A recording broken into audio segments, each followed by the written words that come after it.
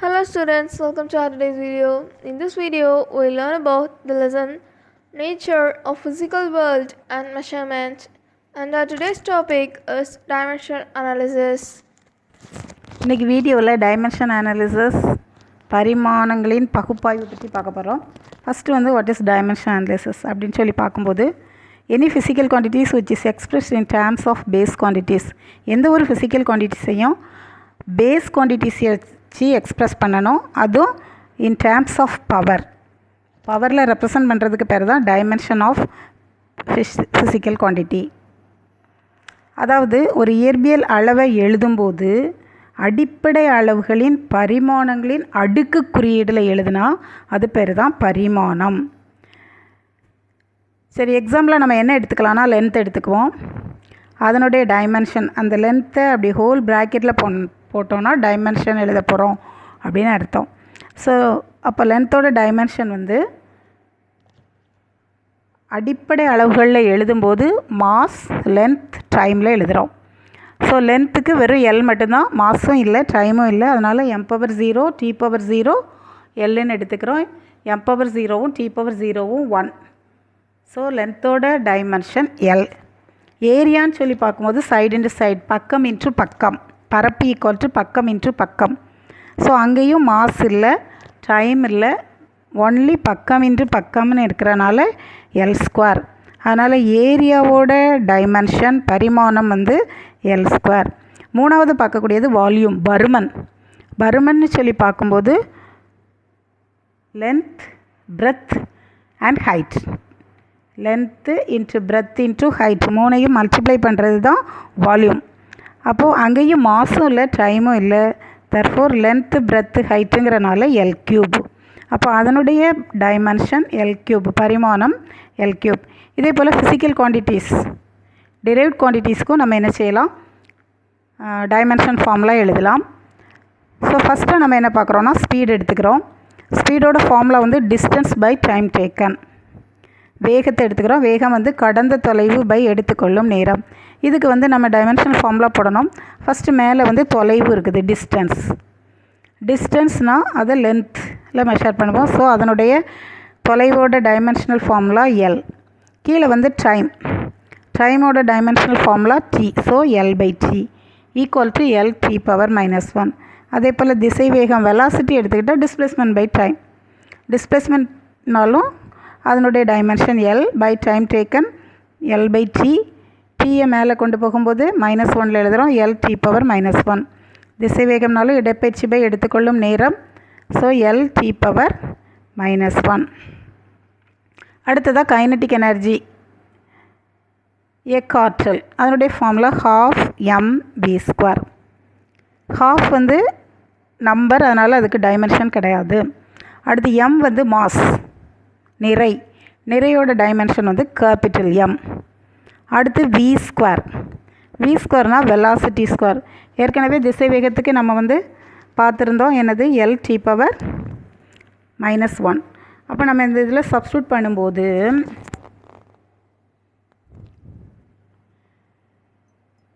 ½ capital M, விக்கு பதிலாக என்ன போடுறோம், L⁻⁻1 whole square, that is equal to ½ mL² T⁻⁻2. இதுதான் இயக்க ஆற்றலோட பரிமாண வாய்ப்பாடு.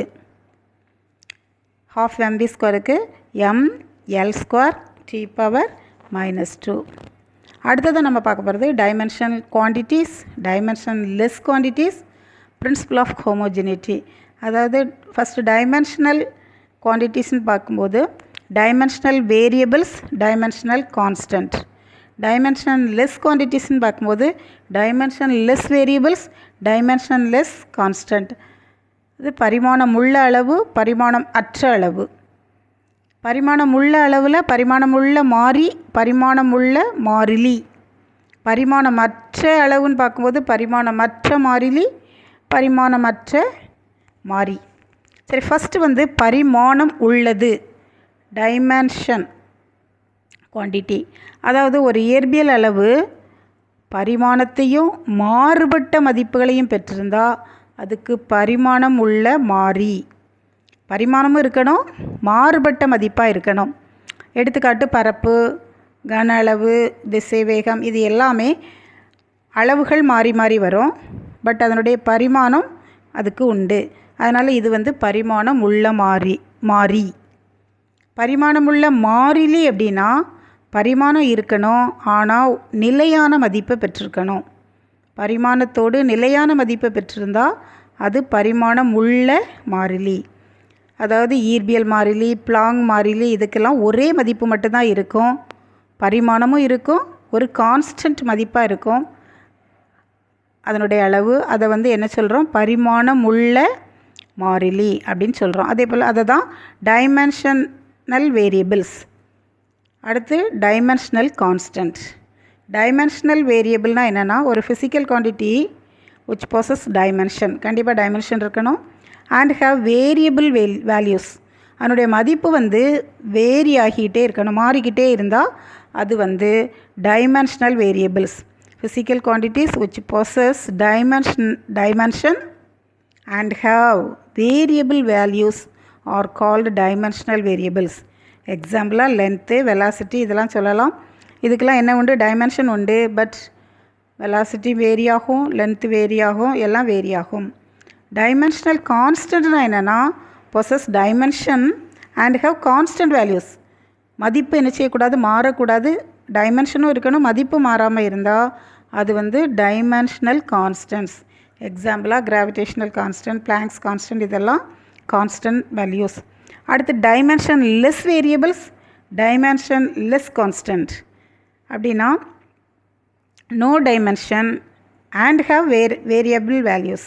அதாவது டைமென்ஷன் இருக்காது, வேல்யூ மட்டும், மதிப்பு மட்டும் என்ன செய்யும்? மாறி வந்தால் அது டைமென்ஷன் லெஸ் வேரியபிள்ஸ்.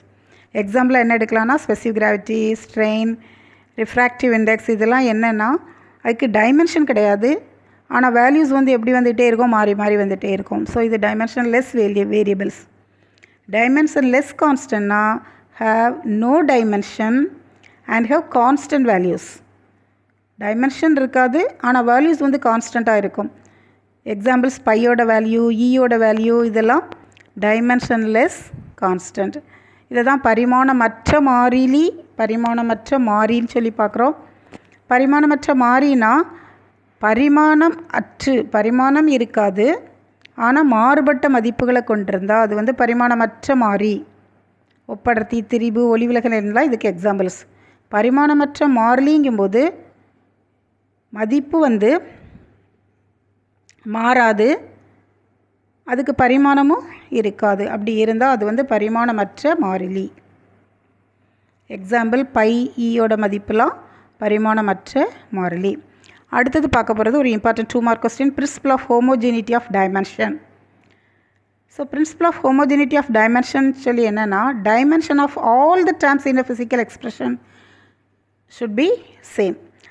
அதாவது பரிமாணங்களின் ஒருபடித்தான நெறிமுறை. இது ஒரு இம்பார்ட்டன்ட் 2 மார்க் கொஸ்டின். அப்படின்னா ஒரு சமன்பாட்டில் உள்ள ஒவ்வொரு உறுப்பினோட பரிமாணங்களும் எப்படி இருக்கணும்? சமமாக இருக்கணும். எடுத்துக்காட்டாக ஒரு ஈக்குவேஷன் எடுத்துக்குவோம். v² = u² + 2as. இதில் 3 டேர்ம், ஈக்குவலுக்கு அந்த பக்கம் ஒரு டேர்ம் இருக்குது, ஈக்குவல்ட்டுக்கு இந்த பக்கம் 2 டேர்ம் இருக்குது.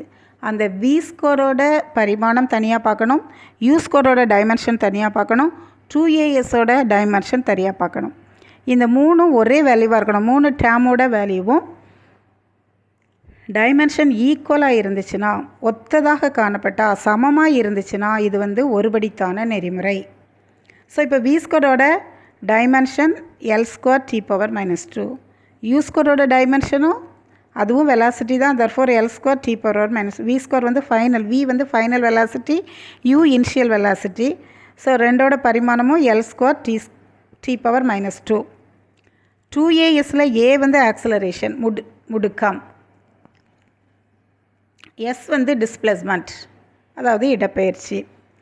இந்த 2asக்கு நம்ம சப்ஸ்டியூட் பண்ணி பார்க்கும்போது அதில் கிடைக்கிறதும் அதனுடைய டைமென்ஷனும் l² t⁻⁻2.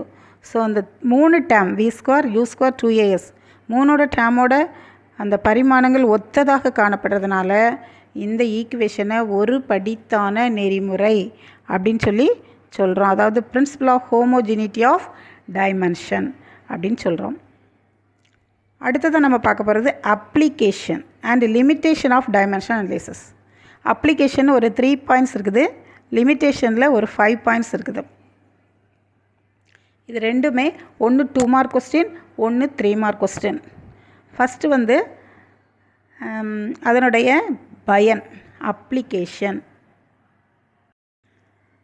This method first பாயிண்ட்டாக எடுத்துக்கிறோம். This method use to convert a physical quantity from one system of unit to another. அதாவது ஒரு இயற்பியல் அளவு ஒரு அலகிடு முறையிலிருந்து மற்றொரு அலகிடு முறைக்கு மாற்றலாம். ஏற்கனவே நம்ம அலகிடு முறை பார்த்துருக்கோம். FBS முறை, CGS முறை, SI முறை அப்படின்னு பார்த்துருக்கோம். ஒரு முறையிலிருந்து இன்னொரு முறைக்கு என்ன செய்ய முடியும்? மாற்ற முடியும்.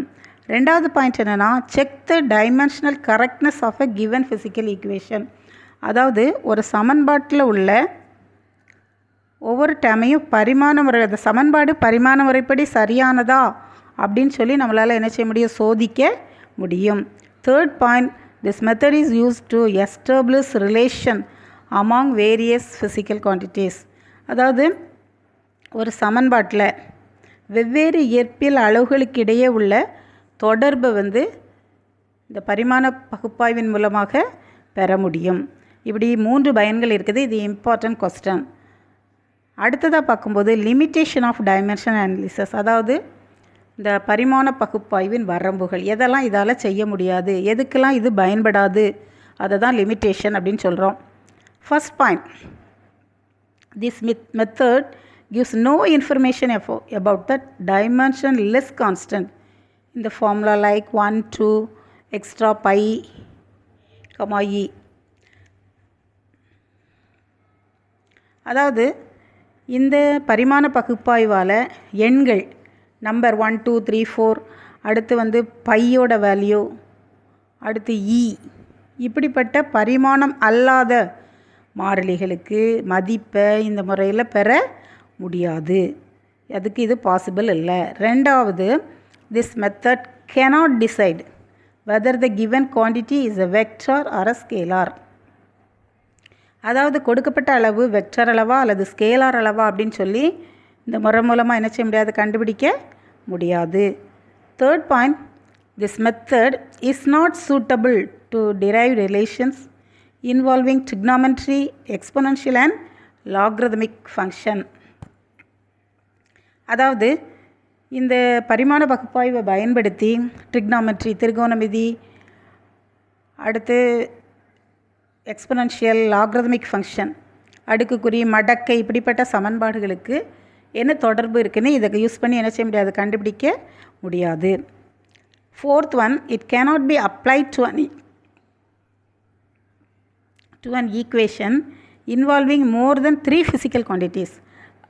அதாவது 3க்கு மேற்பட்ட இயற்பியல் அளவுகள் உள்ளடங்கிய சமன்பாடுகளுக்கு இம்முறையை பயன்படுத்த 3க்கு மேற்பட்ட இயற்பியல் அளவுகளுக்கு இம்முறையை என்ன செய்ய முடியாது? பயன்படுத்த முடியாது. அடுத்து கடைசி point, it can only check on whether a physical relation is dimensionally correct but not the correctness of the relation. அதாவது ஒரு சமன்பாடு பரிமாண முறைப்படி சரியா அப்படின்னு சொல்லி மெய்ப்பிக்க முடியும். ஆனால் உண்மையான சமன்பாடு இதுதானா அப்படின்னு சொல்லி என்ன செய்ய முடியாது? கண்டுபிடிக்க முடியாது. எடுத்துக்காட்டாக S is equal to ut plus 1/3 at² இருக்குது. இது வந்து பரிமாண முறைப்படி கரெக்ட். ஆனால் உண்மையான சமன்பாடு S is equal to ut plus 1/2 at². இதுதான் உண்மையான சமன்பாடு. அதனால் S is equal to ut plus 1/3 at²ங்கிறது சரியான சமன்பாடு இல்லை. ஆனால் பரிமாண முறைப்படி, டைமென்ஷன் முறைப்படி அது சரி. அதனால் இந்த முறைப்படி சமன்பாடு பரிமாண முறையில் சரியா இல்லையான்னு தான் சொல்லி பார்க்க முடியுமே தவிர உண்மையான சமன்பாட்டை என்ன செய்ய முடியாது? கண்டுபிடிக்க முடியாது. இன்றைக்கி நம்ம டைமென்ஷன் அனாலிசிஸ் பற்றி இந்த வீடியோவில் ஃபுல்லாக பார்த்துருக்கோம். தேங்க்யூ. அடுத்த வீடியோவில் மீட் பண்ணுவோம்.